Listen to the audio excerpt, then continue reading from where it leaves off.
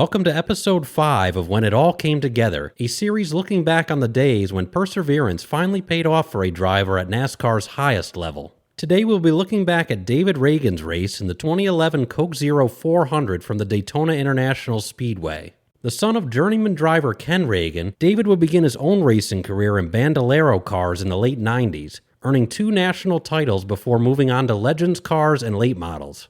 He would make his first ARCA starts in 2003 at the age of 17 before getting the opportunity to race in the NASCAR Busch and Craftsman Truck Series in 2004 after reaching the minimum age requirements. Still running a part-time ARCA schedule, he would claim a second-place finish at Kentucky Speedway that July. The next season, he would claim his first career ARCA victory at Lanier Speedway and also earn the attention of car owner Jack Roush, who would sign on Ragan to make 19 starts in the Craftsman Truck Series for 2006, along with making his Cup Series debut at Dover. He would run strong enough to earn a full-time ride with the team for 2007 in the Busch Series, and more importantly, in the Cup Series, taking over the legendary number 6 car from Hall of Famer Mark Martin. Earning Rookie of the Year on the Busch Series side, he would realize his full potential at that level in 2009, breaking through and earning race wins at Talladega and Bristol in the then Nationwide Series. Ragan would nearly pull off a win in the 2011 Daytona 500, losing in heartbreaking fashion after receiving a black flag from the race lead for changing lanes prior to reaching the start-finish line on a green-white checkered restart.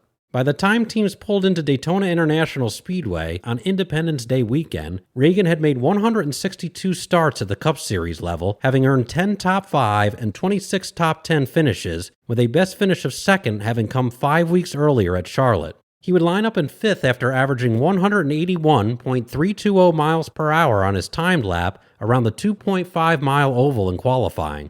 The green flag is waving and we are underway in the Coke Zero 400.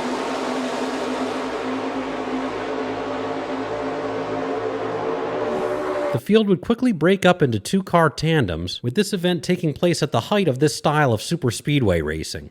Ragan would lose a few spots before linking up with Roush teammate Matt Kenseth. They would settle in and climb back forward, re-entering the top 5 before Brad Keselowski would send Trevor Bayne into the turn 1 wall on the 5th lap, bringing out the first caution of the day. Staying out under the yellow, Ragan would maintain the 5th position for the lap 9 restart.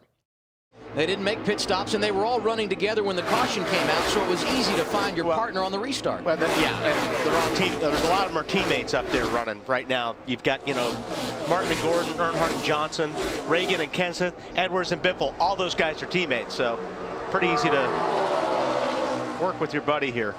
He would be running in 9th place when Roush teammates Carl Edwards and Greg Biffle would tangle in turn 4 on lap 23, bringing out the second caution of the evening. Pitting with the leaders, he would come off in 4th for the lap 27 restart. After getting a big run with Kenseth in tow, he would take the race lead for the first time on lap 28. Menard goes to the point. Now watch how fast these guys behind him will catch him. Look at the head of steam that Ragan and Kenseth have right now.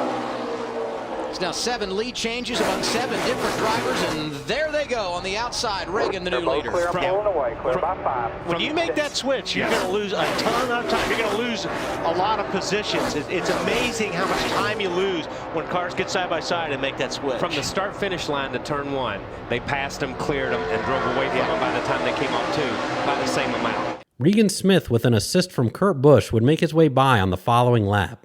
Ragan would make his way back out front on lap 37, holding on this time for 4 laps before getting passed by the Red Bull teammates of Casey Kane and Brian Vickers.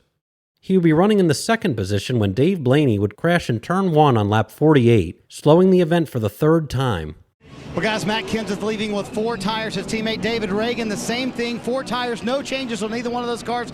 Clearly very happy with them. They worked together very well at Talladega, working together very well here in Daytona as well. After pitting with the leaders, he would line up in 12th for the lap 54 restart.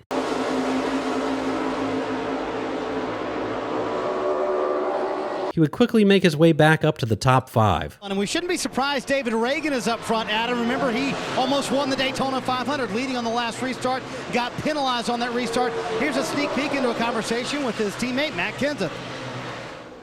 I guess we'll just stay with that, run toward the front. If you see something you don't like or whatever and you want to go to the back, just let me know and we'll do that. So we're also just waiting for you here again. We'll get going. Yeah, I'm all right with that. I thought if we lose more spots, so we just go ahead and drop to the back end. We both led a little and did our deal, but yeah, we can just ride up here on the bottom and see what happens. And clearly they've decided to stay up front. Here's how the communication works. Whoever is in the lead, that's the spotter that communicates and leads for both cars. So Mike Kalanoff, Matt Kenseth spotter, now leading both cars. When that switch happens, the drivers inside the car have to switch over radios because who's ever out front, that's the spotter calling the race. Adam. Settling in over the run, he would drop as far back as 34th before climbing back up to 20th by the time the Red Bull cars would kick off a green flag pit cycle on lap 91. Making his own stop on lap 94, he would cycle out to 11th after getting back up to speed.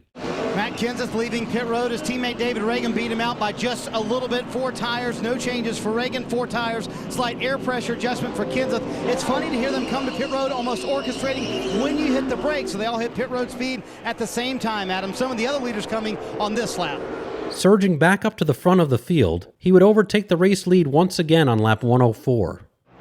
Roush Fenway organization starting to flex their muscles as we've got less than 60 to go. David Ragan out front, Matt Kenseth pushing him, and Greg Biffle in the outside lane working with Brad Keselowski. Biffle losing his wingman early in this race, point leader Carl Edwards. Staying out front until Ryan Newman would get by on lap 106. He would drop as far back as 19th place before climbing back up to 11th by the time the next round of green flag pit stops began on lap 130. Pit stops are underway, Marty.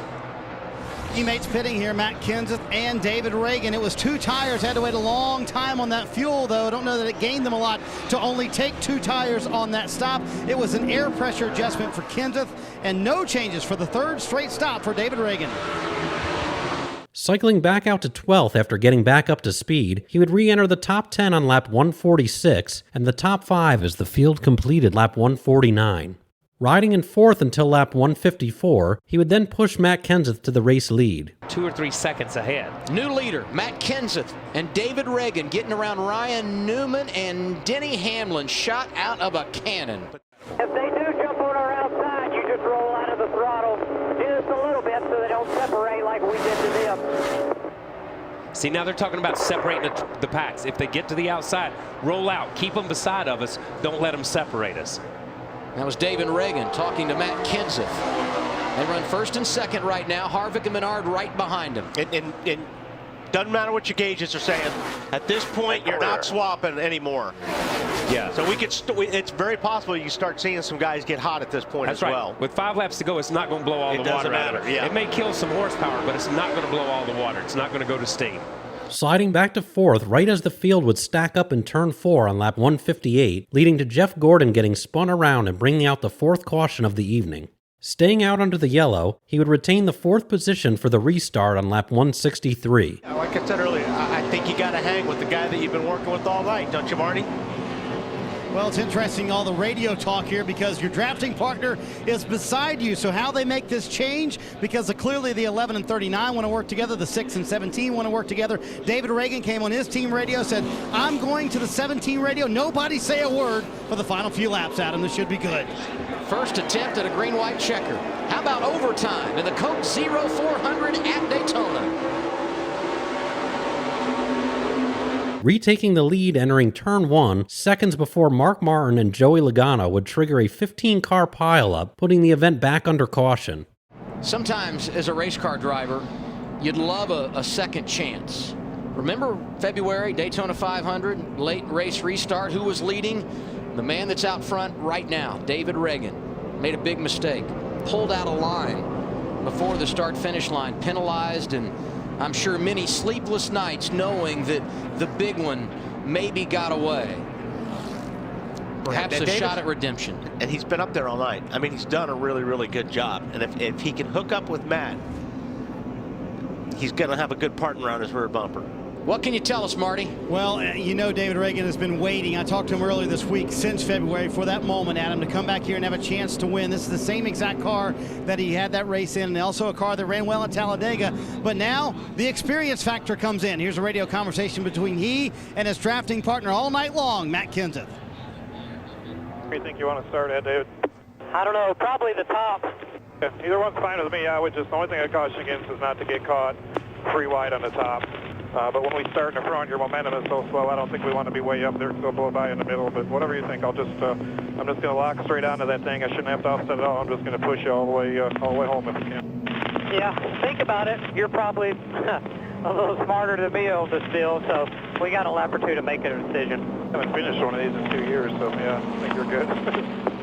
And that's really reassuring for a guy like Ragan that Matt just said, one of the best in the business, said, you know what, I'm going to hook on your bumper, where you go, I'm going with you.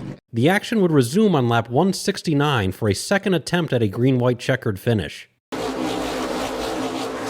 Harvick got up in front of Menard, about as nice as you can do it right there. And left Joy all by himself on the inside right there. Yep. But there's the 4 car pushing the 20, and the 20 has no partner now, and the 4 car has no partner. Harvick and Menard Look lost at the some 20 ground as well. Joy Logano to the outside there with the 4 car of Casey Kane. Larry called it. Logano to the outside and to the lead. Big shove by Casey Kane on the outside. That was a huge shove. He got just enough off those guys. They had to let shuffled out. He got a little bit out of shape there. Newman had to get out of the gas, and that was it. Here we come down to the white flag. 1 lap to go for David Ragan. All clear. 1 faster, double wide. David Ragan, a half a lap away from his first victory. It's now time, isn't it, for the 20? It's time for the 20 to do something, or 1 back there, clear by 10. I think they're wrecking behind him. David Right Ragan. behind the race leader. David Ragan. No caution yet. David Ragan coming Still back wrecking. to the start-finish They're line. wrecking again. Everywhere now. They're wrecking again. Ragan with sweet redemption gets the victory at Daytona. Surviving the carnage of multiple incidents on the final lap, Ragan would take home the checkers for the first time in his career. Be a lot of celebrating in the Ragan family tonight. Welcome to Victory Lane, my friend. This is fun. What better place to do it? Daytona. First of all, I got to thank the Lord for looking after me. Sprint, we delivered a win for UPS. How about that? We've been promising all those UPSers out there for a couple of years, and finally got it. Daytona couldn't be any better. A great points night. Coca-Cola, Coke Zero 400. Couldn't be a better night. I got to thank Matt Kenseth for helping me. Our 4 teammates work great together. You and I talked earlier in the week. This is the one that you wanted because of what happened in the 500. How many times did you relive that restart in your head as you had to do a couple tonight? Well, everybody kept talking about it, and man, I just tried to zero out, take the positives from it, and move on. But I can't thank my spotter, my crew chief, my team enough. They really humbled me, kept me focused. Matt pushed me to the finish line. The Roush Yates horsepower was great. Doug and Robert Yates back at the house, thanks for all the help. Thanks to fans, Sprint. Not a better night to win. This is awesome. So many generations of Ragans worked to get you here and get you into Victory Lane. When you see your dad, Ken, who's around here somewhere, and your mom is too, what do you think? Well, I'm just proud. Everybody back home in Unadilla, Georgia, maybe the streets are rocking and rolling tonight. Glad my dad and my mom's here, my older brother Adam. So a lot of fun times here to celebrate this July 4th weekend. Thanks to all the veterans back home, and it'll be a fun night. And I know you've heard all the talk too. Maybe he's not ready for Cup. Maybe he doesn't deserve this ride. What did you prove tonight, you think? I wasn't ready a few years ago, and Jack Roush gave me a chance. And, this is all we needed. We've been so close so many times, and finally we're here. And I just can't thank UPS. We love logistics team for standing behind us, and we're here. We'll enjoy it. We'll enjoy it Monday and Tuesday, and then we'll go back to work for Kentucky next week. Ragan would go on to earn 5 additional top 5 and 16 top 10 finishes in the Cup Series, including a second race victory at Talladega Superspeedway in May of 2013 for Front Row Racing after taking over the number 34 Ford. Running full-time through the 2019 season, he would remain in demand at superspeedways and continue to make occasional starts as of the recording of this video. Known for his superspeedway prowess, David Ragan would claim victories in multiple national touring series, and on a warm July evening in 2011, he would break through at NASCAR's highest level.